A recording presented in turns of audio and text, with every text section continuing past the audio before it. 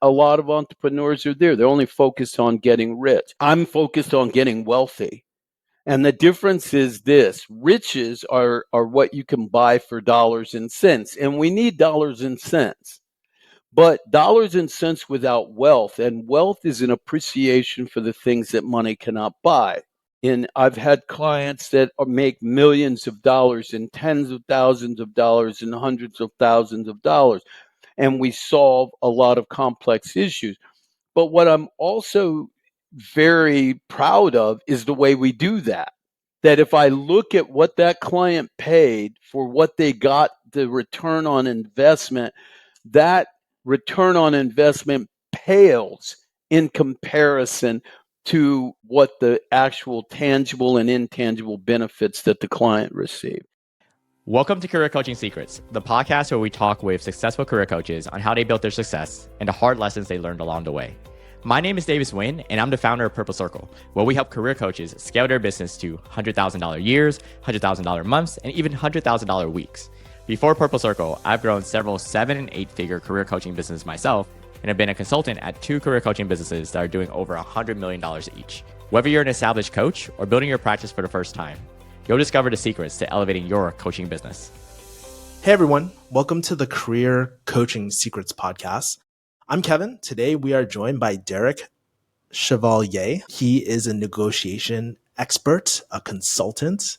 Welcome to the show, Derrick.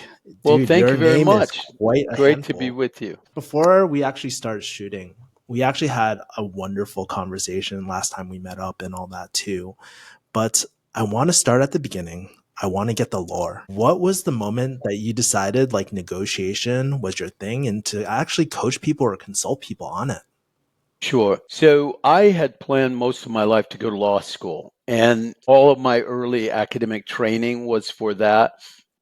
But as fate would have it, I ended up in teaching in the higher education arena, and then I was running educational programs, and then I went into sales of high-end audio video electronics and real estate and other things. And then one day I was getting ready to go back to law school. By the time I got there, I went to law school and I thought, this is not quite what I thought it was going to be. But anyway, I look in the paper and there was a teeny ad, and the ad said negotiation facilitators. So there was an open call, which turned out to be from the Chester Karras organization, which is still the largest negotiation training organization in the world, Karrass for your audience. Karras Negotiation. They do seminars all over the world. And they were just bringing on facilitators for their 1 and 2 day programs. And it was a competitive cattle call that they had. So I went to this cattle call, and there were 200-300 people in the session, and they were doing sessions all over the place. I happened to be in there. And so the facilitator got up and said, well, ladies and gentlemen, we have 3 spots open. That's it. So I raised my hand. Yes. And I said, well, actually, you have 2 spots, which did not go over very well, as you can well imagine. So from that moment, the one thing was Frank Mobus, who was the senior vice president, he certainly never forgot who I was. On the other hand, everybody that was already working for them was like, okay, we'll make sure this guy never gets this opportunity because he's so arrogant. It was a very long process, and I'll just say this because your audience needs to know that. In order to get that job and to learn my skill, there was no pay involved. There was a 6-month process of evaluation. Now, that was a 2-day, 17-hour program. And you had to learn sections of it and then go before the rest of the team, perform those sections, and pass in order to continue through this process. So what I did, having somewhat of a background in acting and speech communication, I took the entire 17 hours and I typed it out verbatim, and I memorized it like a script. 17 hours, 2 days. I could do that seminar right now. So when I went into it, I could go anywhere and I could pivot away, inside, outside, even differently than people who had been doing it a long time who did not take that approach to it. And the minute I started doing that, I go, you know what? Everything in my life led me to here. Hmm. Yeah. So it's my calling for sure. Yeah. And speak about negotiation, right? Who chooses to work with you? What is your like target audience or target avatar? Like who do you feel Right. like needs negotiation? So smart people in a nutshell, smart people. Hmm. Because here's the thing. People that know the power and understand the power of negotiation, right? Understand that negotiation is one of the few areas in life, one of the few bodies of knowledge or skills that you can have that turn that knowledge into direct dollars and cents. So if you're starting a business and you don't have a lot of money, or you're starting a business and you have a lot of money, and you're interacting with other people, whether it's on revenue generation or marketing or contracts or supply chain or procurement or sales, every bit of that is involves negotiation. So the interesting thing is that I was with the Caris organization. I had a contract with them for 15 years. I went all over the world. So the people that sit in those rooms, you could not name a company or an avatar or a situation that were not have people sitting in that room, right? So these are people that are willing to spend, I think at the time, $1,000 to do a 2-day seminar and then to integrate what they would learn into it. So clearly, people that understand the power of negotiation, it's for them. For the people that don't understand the power of negotiation, or who only think of negotiation as a transactional barter, giving and taking, then they are going to be taken advantage by people that are skilled, and they'll never even know that I happened.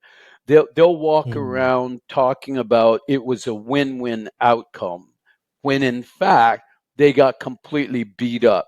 And to the skilled person, having somebody walk away going, wow, this was great, win-win. Yeah, it actually was a win. It was a win for me, and it was a win because you think you won. So yes, win-win, right? But and I often say that people think about win-win negotiation and call it win-win negotiation and feel so great about it generally because somebody got screwed. But one of the people has no idea that that happened, right? Hmm. So in a truly skilled negotiator might interact with you, you have no idea that you're being negotiated. If you can tell that you're being negotiated, the person you're dealing with is not very skilled. Yeah. And I'm kind of curious too, because I'm not sure if there's a lot of negotiation coaches out there, but why do you feel like the clients that you work with actually choose you versus like other negotiate? Do you have a signature like perspective on like negotiation, I guess? Why do people choose me? Well, I have chosen, I was with the Caris organization. We had a contract. I didn't work for them, but our company, my company had a contract with their company, which was an exclusive contract.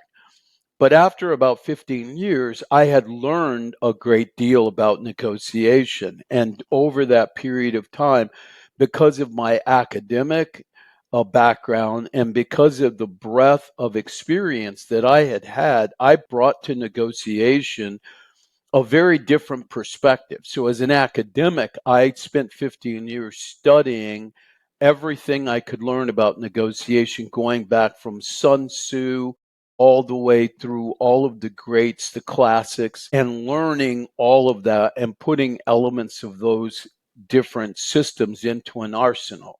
By the end of it, what I realized is there was no system that was reflective of what I was actually doing. So I started when I left Caris in 2008 9, and I Hmm. spent 2 years developing what became the Comprehensive Negotiating Strategies Universal Framework, or SNUF. So SNUF is a unique system of negotiation that borrows from the whole body of negotiation and then elevates it to the 21st century. So as a result of that, my career has primarily been repeat and referral business for the very reason that I just told you. People that understand the power of what I do, I don't have to sell them because their careers are better, they make more money, they get more promotions. And so as they grow and go into different companies, they'll turn around and bring me into that company. So I could have a better lifestyle, I could make a decent living, and I could also split my time between teaching, consulting, studying, and writing, and then actually being involved in negotiation from many, many different perspectives, where I could not have done that if I was out looking to scale a business and sell seats. For instance, I would say that the Keras organization is probably the most prolific negotiation training seminar in the world. So if you want 2 days of fun and entertainment or edutainment, I think Keras is good. If you're serious about developing a skill at a higher level, then SNUF or evolved negotiation is by far the choice. Yeah, and let's actually talk about that branch off period. So it sounded like you started with Keras, and then you kind of started your own practice or firm. Yeah, I'm not sure what you call it exactly. Would you it's call called it like a Harrison coaching? Chevalier, right? Oh, okay, got it. And if you're comfortable sharing, like, what are kind of like the different products that you offer or main revenue Right. streams to So your firm we right now? do training and consulting, only we turn that around. We primarily do consulting. Now, negotiation consulting is where Kevin calls up and says, "Hey, Derrick, I have a contract and I need to purchase XYZ goods from XYZ supplier. And the supplier's asking for X. I don't want to spend that, or I don't have that in my budget. What do I do?" So at that point, I'm not training Kevin as a negotiator. What I'm doing is walking with Kevin through a process of understanding what the issues are. And at the end of that, I'm going to provide Kevin with a very detailed set of action steps that will tell Kevin exactly what our advice is about how, when, and why to get the best possible outcome in that particular situation. So that's a consulting situation. In a Okay. training situation, we certainly offer 1 and 2 day training seminars. But the Hmm. truth is, they don't work very well. People don't learn very much. Why? Because a live training situation is really designed to introduce you to concepts, to provide information and data that enriches your knowledge of a particular subject. So you can't go to a 2 day seminar and memorize 17 hours worth of stuff. So what people do is go to a seminar, they memorize 1 or 2 things, and they'll spend the next 15 years using those 1 or 2 things, right? But a snuff negotiator, our clients, when we train them, we use something called a 360. Means they're going to be classroom. We're also going to monitor their performance. We're going to test their actual knowledge base. We're going to require that they memorize certain aspects of the system. Then we're going to watch them execute them. We're going to review their work. We're going to walk with them. We're going to provide consulting to them. And then we're going to watch them evolve so that if someone actually earns either a bronze, silver, gold, there are 3 people in the world that have a platinum snuff medallion. But if they have one of those medallions, you're talking to somebody who 10 years later will know a lot more than somebody that sat in a 2-day seminar. And the evidence of that is that I have many clients that started out of college, went into their company. I would meet them in their company when they first came in, sometimes even before, and we would hire them as interns. They'd come in, Mm. I'd work with them. Well, I can think of many, many people right now that came out of college, went into these companies, and today have the jobs that the directors of the departments they were working for, they now are directors and VPs or running their own companies. And when they go into other companies, people recognize that they have a skill that other people don't have. Mm. So it's And I'm training, consulting, execution. Yeah. Yeah, and I'm kind of curious too. Like, I know there's a lot of different pricing models for these things. How did you don't have to Sure. give me exact numbers, by the Yeah. way, but I like, don't have a problem with that. yeah, like how did you decide your pricing for these structures? Is it value-based Well, pricing? Is it fixed bid? so from the standpoint of we do in-house and public, we do very few public seminars. I'll do a couple a year, right? For the very reasons that I just said. Those are to give people that want a refresher or want to actually learn a foundation of negotiation, have a couple of days. But even those public seminars include one-on-one consulting. So we're not going to have somebody 2 days in a course and then go by. We're going to have 2 days in a course, then we're going to have virtual sessions that they can attend, and then one-on-one sessions. Because we understand, what I understand is this: the best way to sell Kevin on the power of SNUF negotiation is for Kevin to go out and turn that knowledge into a tangible return. So if Kevin goes out and says, listen, I'm looking to get a 10% reduction in the cost of these goods, and then Kevin uses our consulting or the training or a combination there is and gets a 25% reduction, then what did Kevin pay for our training or for the consulting? He paid nothing, because the return on his investment paid for it. Now, is Kevin going to do that one deal and stop? No. The idea You is start to Kevin's going to, yeah, he's going to grow a return on his investment. And so I don't have to sell people on the idea of hey, you got to spend some money, right? The results actually do that.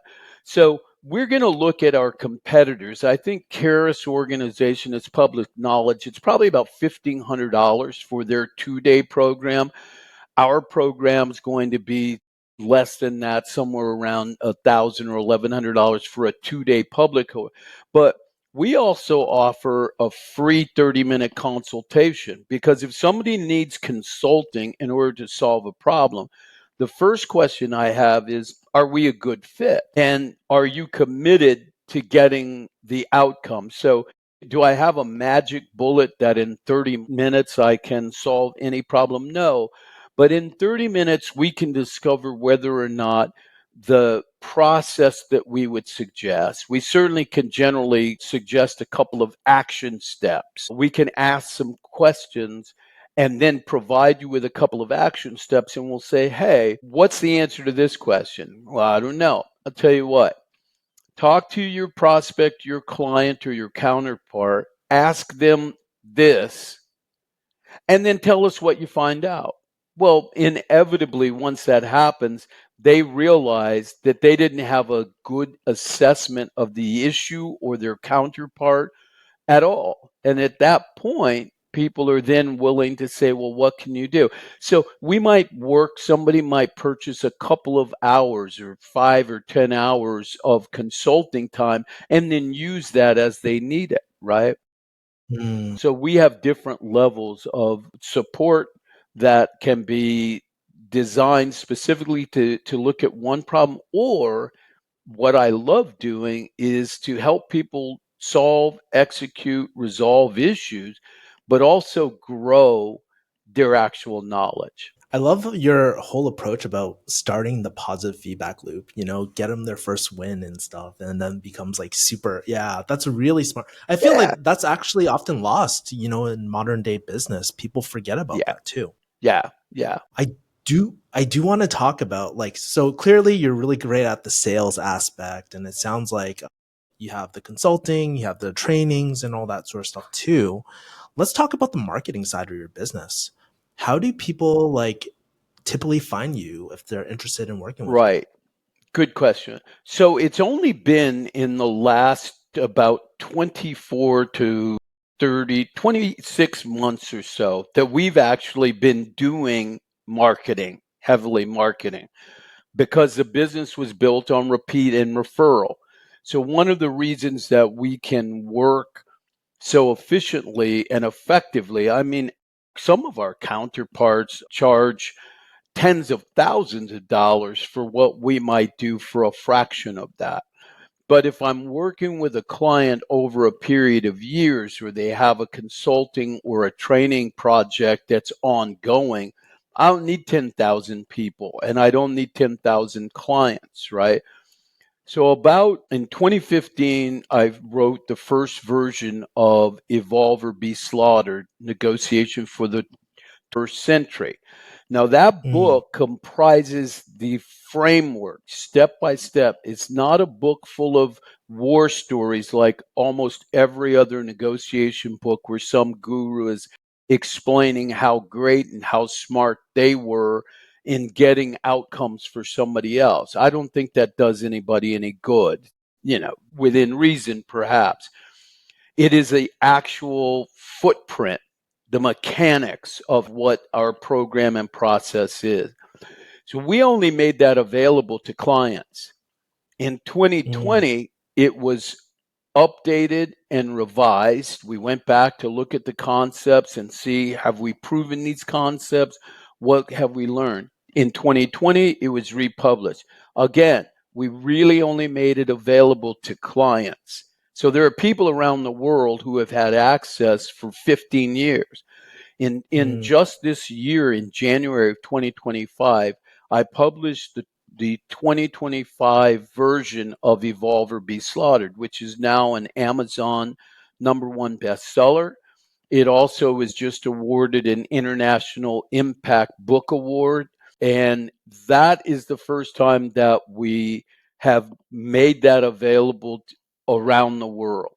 So in the last 24 months, the marketing has entailed, if anybody would go in and put Derrick Chevalier in a browser podcast, there are dozens of podcasts, there are dozens of articles, there are dozens of radio, TV interviews from all over the world. So the marketing has been multifaceted from print to TV, podcast, audio, video, as well as some ads that are ongoing. Well, first of all, congrats with that #1 bestseller book. Thank you. Thanks. Very proud of that. I Good. love Yeah. negotiation and stuff too. So yeah. I guess like on the marketing end, what do you feel like the hardest part has been for you when it comes to finding new clients? Or it sounds like you have a healthy pipeline at the moment, but maybe when you're beginning, were there any like challenges that you're going through with the marketing? Well, yeah, as I said, the reason for going repeat and referral is if you're doing repeat and referral, your focus is on the results and relationship with your clients. So you're not building the business where you're looking to scale the business into $1 million a month so that you can become a millionaire. So that wasn't the way. I've had a very excellent lifestyle, a lot of freedom. I've traveled all over the world. I raised my children. I was able to coach my children's basketball, soccer, baseball teams. I was able to be there. Now there were occasions when I was not because I was on the road, but I've had a very eclectic lifestyle and a healthy amount of freedom and opportunity. Now, somebody that's scaling a business 24/7, whose focus is on making tens of thousands and hundreds of thousands of dollars a week, You need to be doing that and focused on that 24/7. That your business is your life. If you're thinking, I want a family and I want to scale a business, you're probably not the right person unless you have a partner who is willing to be, associated or in a relationship with a ghost. Because if you're really scaling a business, and even my business, you're still working 18 to 20 hours a day. There are very few things I do that aren't related to my business. The difference is this: it's not work. The difference is I don't have a job. The difference is I have a profession and a career that I love, that's a privilege to be involved in. So whether I'm writing or doing a podcast or working with a client, I'm really looking for the outcome. I'm most proud of the impact of my work on my students going back decades, but certainly on my clients who are now impacting the world. So my impact has been through the work of my clients. If you're scaling a business and what you're really focused on is making gazillions of dollars, let's be honest about it. There's not a guru out there today who is really focused on delivering results for their clients. If you take someone like an Alex Hermosi, who I love, who just launched his third book.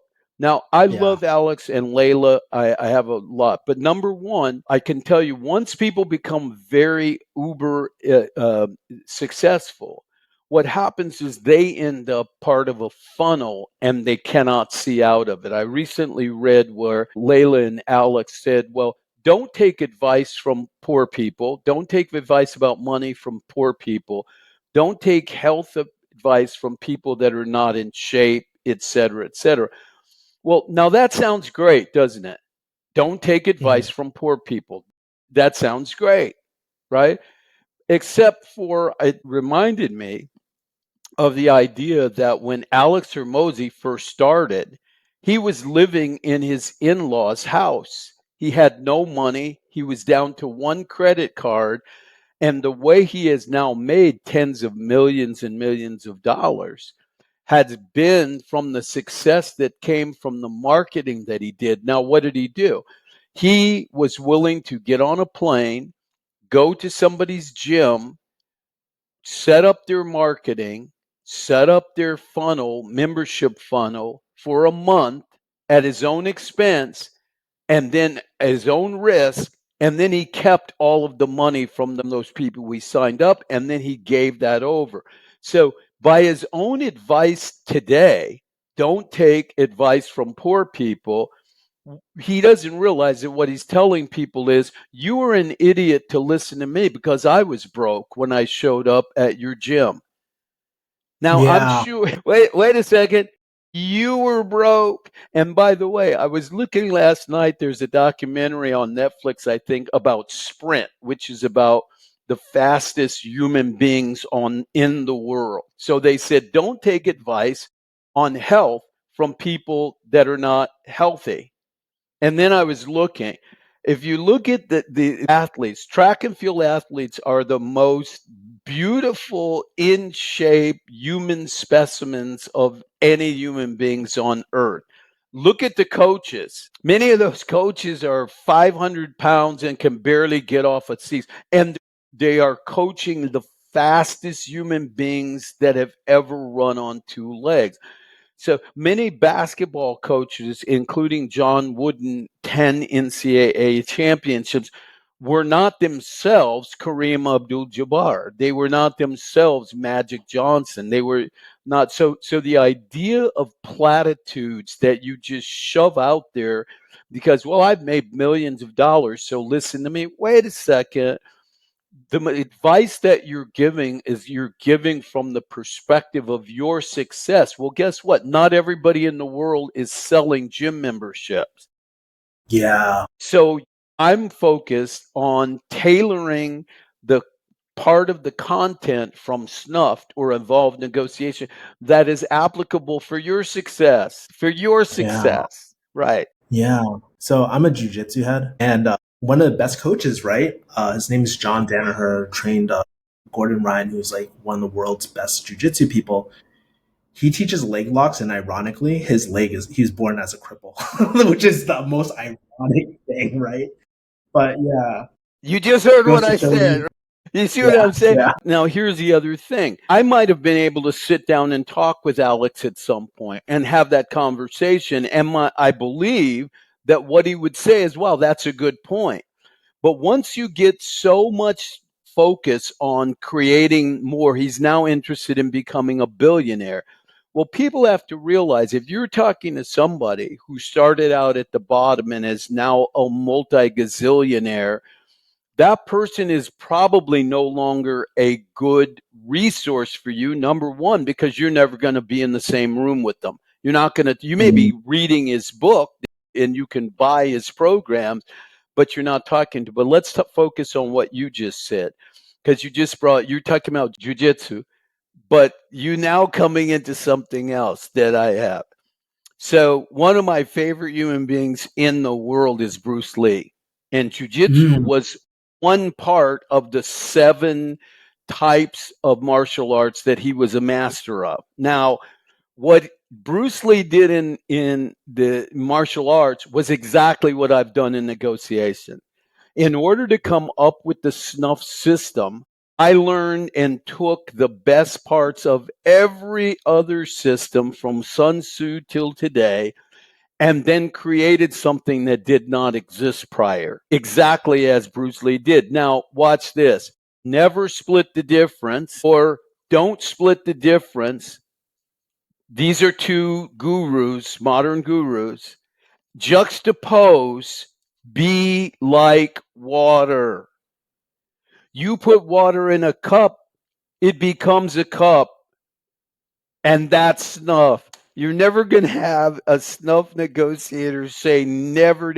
This is exactly why Bruce Lee was so powerful, because while other people were constrained by the rules of the particular expertise that they were trained in, he mhm. had an answer that either neutralized or that was superior to that particular limitation. So when he's Yeah, talking about be like water, when you go into a fight, he would then assess his opponent, understand their training, their background, their mastery, but also their limitations. And then he had the creative and technical capability of then designing a counter that would take people out that were 3 times the size. You see this in the yeah, martial arts all the time. You yep. see somebody, UFC. you know, 7'2", 400 pounds against a master that's 5'5" and 70 years old, and they take them out without barely moving. How is that possible? It ain't by force, and it's not by going never split the difference. Yeah, okay, I'll fail every time.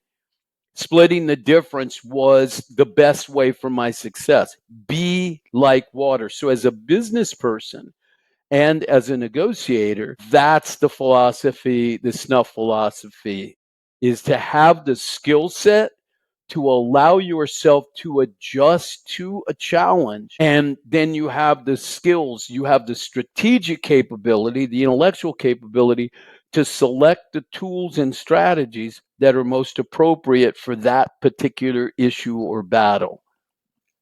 Yeah, there's so much I want to say. Like the first thing that's on my mind is like, yeah, those hard rules, like they might be good when you're learning, but then we all know the best practitioners, they all break them at some point, or there's some sort of challenging of that. But oh man, that would take another hour and Yeah, stuff. I we'll do do have it a again. few more Yeah. questions Yeah, go too for ahead. you. Go ahead. That's great. One of the things I'm very curious about, it's like, okay, you have this marketing going, you're a bestseller for this book now. I guess where do you kind of want your consulting business to take you in the next few years? Do you have any big dreams or secret ambitions? Are you looking to scale this? Like, what's on your mind? Thank you. So, a couple of things. First of all, at this stage of my career, I'm very focused on legacy, not so much what I'm deep doing what I'm doing, but I'm also focused on what I'll leave behind. So, there are 2 things. Number one, in making the snuff system available to people all over the world, we find that the people that are buying the book and implementing these strategies are seeing results in every situation and type of a negotiation that you can name. So, for the first time, and as I'm in this stage of my career, I want SNUF to become the most sophisticated and well defined framework of negotiation in the history of negotiation literature. That would be my goal, right? Now, how are we going to do that? In part, the reason that we talk about evolved negotiation being based on a universal framework for the 21st century means that from the very beginnings of developing the system, I knew that at some point AI was going to be a part of that. So right now we are working and talking to AI companies, and at some point the SNUF curriculum will be used in bots so that when you're going to AI or open AI or whatever system that you're going to, you'll be able to go and ask a question. First of all, that AI will do a lot of the competitive intelligence and hard homework for you. Then they will present you with, here are the best rules and strategies within the SNUF system to deal with this issue. And then you would maybe want some help in executing that, or you would simply execute that plan. So as long as I'm here, we'll be involved in ensuring that the SNUF system of negotiation is the most prolific negotiation framework. Now, what does that mean? What that means is, what if you get two people that are masters of SNUF negotiation? What happens? Well, the same thing that would happen if you have two world-class runners or two world-class martial artists. The person who is going to prevail is the person who can execute in that moment better than their opponent, right? Who can make the adjustments, who can be like water, right? So, yes. Man, I want to comment on this, but I'm like, oh man, it's Yes. gonna eat up more. I'm like, yeah. I'll probably mention it off podcast in my mind. But I guess as you're scaling, you mentioned an important thing. You're at this point of your career where you want to scale your legacy. Are there any challenges you're kind of running into that maybe you didn't expect as you're trying to focus on this? Absolutely. The challenges that we're running into is this. You'll notice that my moniker is Derrick, the Van Gogh of Negotiation, Yeah. Chevalier. Now, you might wonder why that is, the Van Gogh of Negotiation. Here's the challenge. It is Van Gogh's challenge. Imagine this, Kevin. You had somebody like Van Gogh painting Starry Night, the potato eaters, sunflowers, the postman. And people were looking at this work and going, it's not Manet, it's not Monet. So today, it's hard to think of Starry Night or look at it. And many people just found thick swirled paint on a Yeah. canvas, right? Yeah. And there was an incredible frustration in him breaking through the status quo. That Yeah. exact challenge exists. When you go to Harvard, for instance, getting to yes, when I went to Harvard and I shared Evolved with them at first, you're very excited to find out. Chris Voss talks about in his book, Never Split the Difference, that he went to Harvard and he wowed them with how good his system. No, that's not. They wanted him and looked at whether or not his system was a challenge to the Harvard program on negotiation, and it's not. So that was not a worry for them. So when they came up and looked at Evolved, look at SNUF, at first, like, yeah, this is great. And then when they realized that it is an evolution above getting to yes, above never split the difference and everything that's out there. Well, from that moment, they're no longer interested in that. You would think an institution of learning would be going, wow, this is great. This is an evolution. It doesn't replace Harvard negotiation, it elevates it. But you can't have an institution like Harvard going, who's this Derrick Chevalier guy who came up with something that's more sophisticated and more effective than what we're doing in our multi-billion-dollar negotiation Harvard class. So the big challenge is the status quo. The big challenge is Chris Voss has 48,000 likes on Amazon. But I'll tell you, out of those 48,000 people, how many of them know what I just shared with you? Teaching someone to never do something is teaching them to fail. Of those 48,000 people, 10% of them might know that or have heard me on a podcast. But I'll tell you what, not one person is arguing that that's not true, that what I'm saying is not true, right? They just don't know it. And Chris Voss isn't out there challenging that. So that's the challenge. Yeah, that's really, really interesting that you use Van Gogh. And for people that don't know the story of Van Gogh, basically he was this, like, no one really appreciated his art while he was alive, and he got super famous and legendary status after his death. So it's interesting that you used Van Gogh. It was very, very specific. He was very specific. And by the way, after his death, his brother was an art dealer. So think about that. That would be as though I had a brother that was on TV that had a show on negotiation, but he couldn't get me on it, right? So Theo was not successful in proliferating Van Gogh's work. After his death, it was after Theo's death, his brother's death. Now, Van Gogh died, Theo then died, and then it was Theo's wife, a woman, and women were not prolific in the art world, who got together with a group of students in Geringen, right, the Netherlands, which I was just at a few months ago. They did an art show, which became the first international presentation of Van Gogh's work. And thereafter, Van Gogh became famous. Now, today, people look at Starry Night and they go, wow, that is a priceless piece of work. This is the same Starry Night that you were willing to put into the trash or trade for a bowl of soup.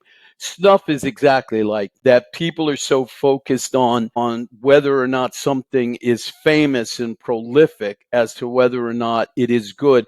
And by the way, to your listeners, got to make a decision. If you're really only interested in making money, then be honest with yourself. Don't pretend that what you're interested in is doing great work for people and uplifting people when you have a system that says, yes, pay me 10 grand and I'll do XYZ for you.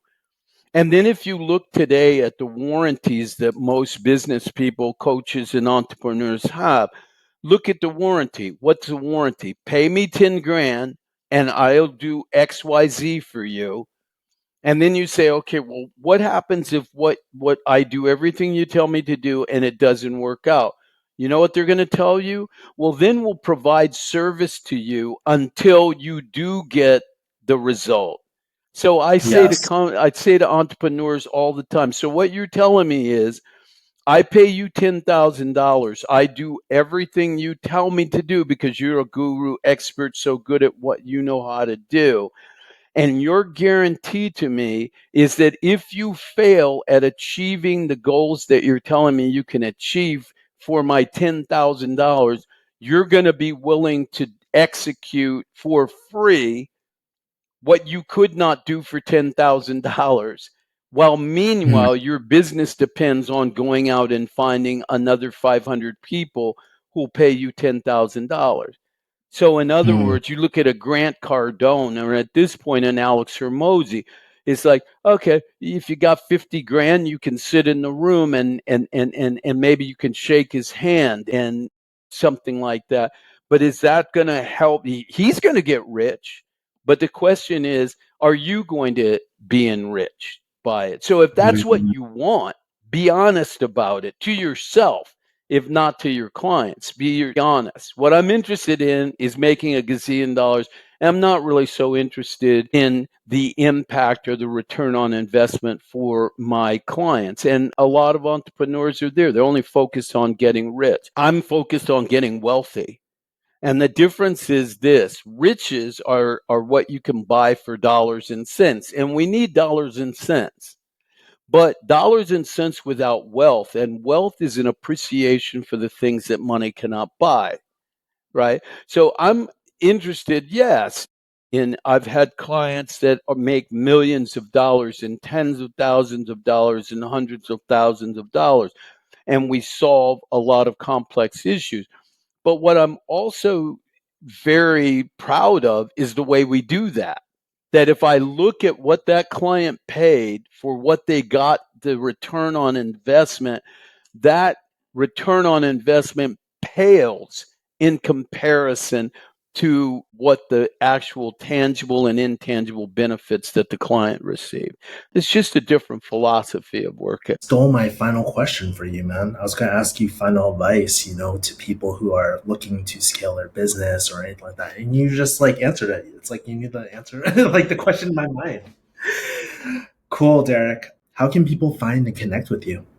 Thanks so much for that. Well, certainly just jump on, really recommend, and it would be great if people not only buy the book, Evolve or Be Slaughtered, Negotiation for the 21st Century, but once you get it, give us a 5-star review on Amazon. We also offer a 30-minute free, no BS consultation. So you can simply put my name in any browser and get to the website that way, or go on to Amazon and look up the title of the book by the name.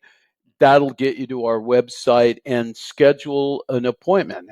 And very often I'm the one that's going to make that call and have a conversation with you. But it's easy. There are lots of podcasts out there across the board and across the world. So I really would invite people to follow up on that, and also to listen back and listen more than once to this presentation. And it's been a privilege to speak with you. So thank you so much for that. Yeah, you're just like one of those guests, honestly, that has so many cool stories, and we didn't even scratch the surface. Like we were talking about your stories working in Hollywood at the audio store and all that. But man, if you haven't already, you got to be on YouTube or something just to share all. We're all over. Just go on the line. There are all kinds, and not only that. If you really look online, one of the things that I did to train for negotiation was I became a stand-up comedian. So I went to a comedy club, and I went to a comedy university. And I said, you know what is one of the greatest skills that you could possibly have would be to be able to be in humor into negotiation. Yeah. So how do you do that? And so if you look, I think there are a few, there's not a lot, but there's a few of my comedy sessions out there too. There's an album out there that I did 1 million years ago. Just look, this is a long, long history. All you look, and I look forward to hearing from your guest as well, and you. So we'll have to talk again sometime. We definitely do. Oh yeah, there's nothing like comedy that lowers the intensity so much. So I love that setup. We're gonna do a part 2 or something. I love it. Cool. Thank you again, Derrick. Thank you for coming on. It was. Thank you. My privilege. I'll see you again. Thanks so much. Take care, Kevin. That's it for this episode of Career Coaching Secrets. If you enjoyed this conversation, you can subscribe on YouTube, Spotify, Apple Podcasts, or wherever you're listening to this episode to catch future episodes. This podcast was brought to you by Purple Circle, where we help career coaches scale their business to $100,000 years, $100,000 months, or even $100,000 weeks, all without burning out and making sure that you're making the impact and having the life that you want. To learn more about our community and how we can help you, visit joinpurplecircle.com.